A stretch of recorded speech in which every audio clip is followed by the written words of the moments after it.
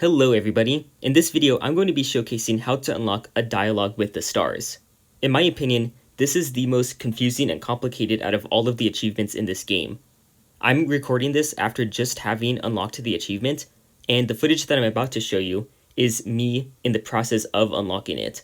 And there was one bit of information that I got wrong. It was the type of encounter that you need in order to actually get this achievement. So I'm going to figure it out along the way, so by the time you finish watching the video, you will understand how to unlock this achievement. So the first thing that we need to do is select our party because we are going to the Wild Moon. Now I've already selected everybody. We're going to be bringing along Bruxa, the Arcane Wizard, and the Knight. Now my reasoning for this is as follows. Bruxa and the Arcane Wizard are some of the best units for outright killing enemies in a single blow, and this is very helpful because the enemies that we're going to be facing here deal a lot of damage and have lots of really nasty tricks up their sleeves. So what we want to do is kill them before they even get a chance to use any of that trickery on us. The good thing about Bruxa and the Arcane Wizard is that even at level 1, when she has one Laughing Skull, she's going to deal 4 damage with Voodoo Blast, and the Arcane Wizard is going to deal 4 damage with Arcane Ray when you use it properly. And so they can deal a total of 8 magic damage, which is just enough to completely kill one of the warlocks. And those guys are really big trouble, especially when they have the opportunity to dodge attacks from the Knight. Like, they are a hard counter to the Knight, not only because they can dodge attacks and thus avoid the shield bash potentially, but also because they can completely destroy armor, which, the Knight relies on a lot. So this is the party that we're going to be bringing in to Wild Moon. The difficulty doesn't matter. I'm going to be doing it on normal difficulty because it's a flex, and if I can give one piece of advice to you, it's to always flex.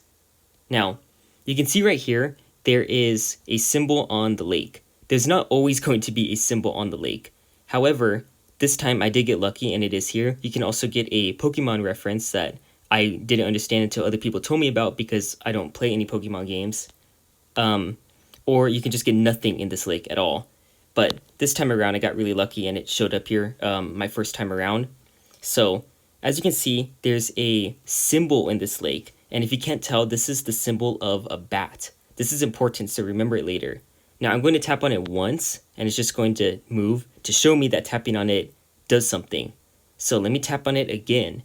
And now the bat symbol is going to change into a snake or a serpent if you want to be more vague. Then when I tap on it one more time, I'm going to get a bear. Now I'm going to tap on it another time and I get nothing. So I can't change it back to what I saw earlier. But you can remember that I had a bat, then a serpent, and then a bear. And that's going to be important for the achievement coming up. Now just scanning this map here, I actually don't have the specific node that I need to get to. The node that I'm looking for is a purple flag next to a hut. Let me see. Oh, actually, here it is. Yes. So I need to get over to this hut here with the purple flag, and it's going to give me a specific choice to make. I'm going to cut ahead to me unlocking it in the past because I found it earlier. I accidentally thought that the node that I needed to get to was a green flag, but it was actually a purple flag. So I'm going to accidentally say that a couple of times in the video that I'm about to show you. But just understand that you need a purple flag next to the hut in order to unlock this achievement. Now, let me show you all the steps. Alright guys, I have good news and bad news. The bad news is that I was wrong. It wasn't a dice roll event, so oopsie daisy. The good news is that I found the event. So, this reads a dialogue with the stars. The moon is shining bright when we find the remains of a destroyed Ashervin Coven altar. At its feet lies an Ashervin witch. So, we have to choose to examine the Ashervin witch, and because we have a magic character on our team, we are able to translate her ramblings. That guarantees that we're going to get this special ring here. It's described as an amulet, but in the picture it's a ring because video game. So now that we have this ring, we cannot use it. We have to hold on to it for the next event. Now before I move on, I just want to show you right here that the location that we're at is this hut with a purple flag on it. So that is the type of location that you want to be seeking out in order to get this achievement. Let me make it clear. Seek out the purple flag with this hut, not a green flag. Alright, now moving on. So eventually as we progress along this adventure, we're going to get this other event called As Darkness Falls. This isn't a specific node anywhere on the map. It's technically an ambush, so this will appear as you're traveling to another node that is visible on the map. So I believe you are guaranteed to get this after you free the Ashravan Witch and you have the ring. So let's read this. As we pass through a clearing, the light of the moon recedes, and the world goes dark due to a strange eclipse. Torches prove mysteriously ineffective, and we can barely see beyond our own noses. So, because we held onto this ring, we can select It Glows. The Ashravan amulet started to hum and glow dimly. It was not a great source of light, but it reminded us of the witch's last words, so we looked toward the sky. So, do you remember what the first thing in the lake was? It was a bat. So, let's start with the bat. So we walked with confidence. The amulet still hummed. We had to follow another constellation of stars, but which one? The next one was a snake, or more vaguely, the serpent, so let's pick this one. The amulet's hum got stronger, so we had to follow one more, and which one is it? It's none other than the bear. There's a light coming from behind a group of trees in the distance, yet the world was still in darkness.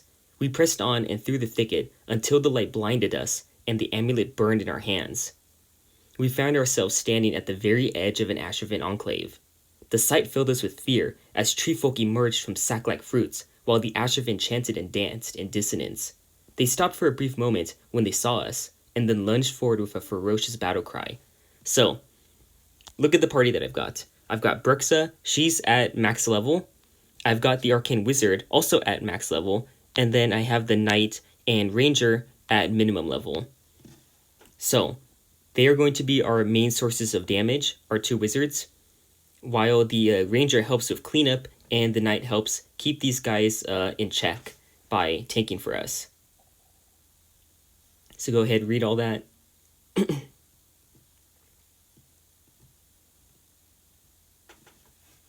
Alright, so I'm going to show you how to get through this combat encounter. So I picked Voodoo Ritual, so that means that the first turn that I have is not going to be a waste. Now let's think about our options here. This lake here, you see if I try to click anywhere near it, I'm not going to be able to move into it. Neither will any of these other people. So the mage here is not going to be able to move forward. She's going to have to move around the lake, either this way to this path or this way. And it's probably going to be this way unless my characters move downwards. So let's think about which of these options we would rather have. If we move downwards, we're going to be dealing with this enemy down here, this little stump.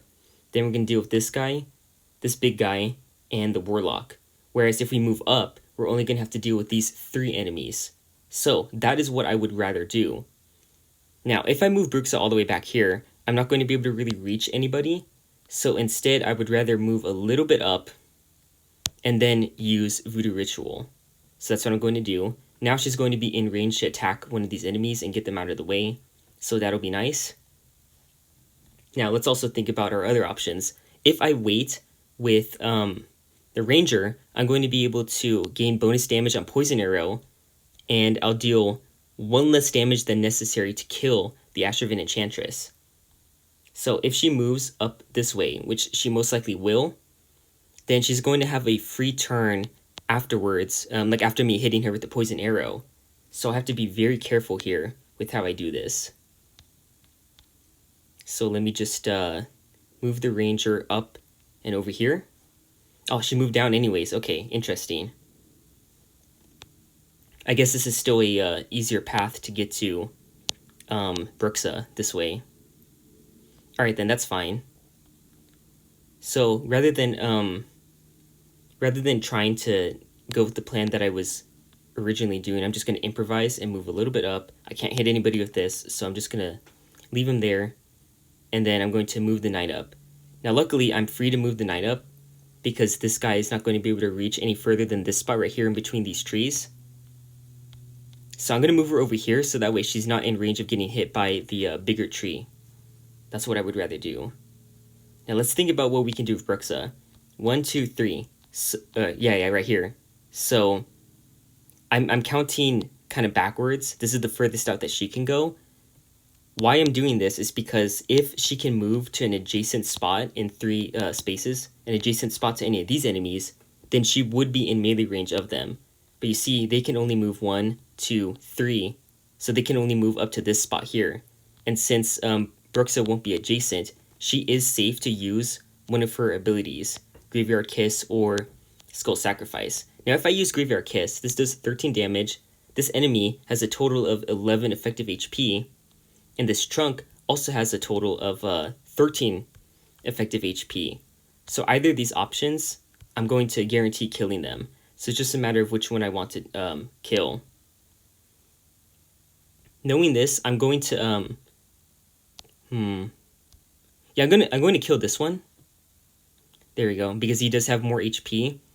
And on top of that, if I kill him, then it's easier to finish off this guy who has less HP, because you know, the lower amount of damage that I'm doing that can't one-shot him is at least closer to one-shotting him because of the fact that he has less HP. So now let's think about what I want to do. I can either attack him. He's going to be left with only 1 HP left if I attack him with the Arcane Ray. And that's not something that I want to do. I could attack him with Disintegrate, which is very risky.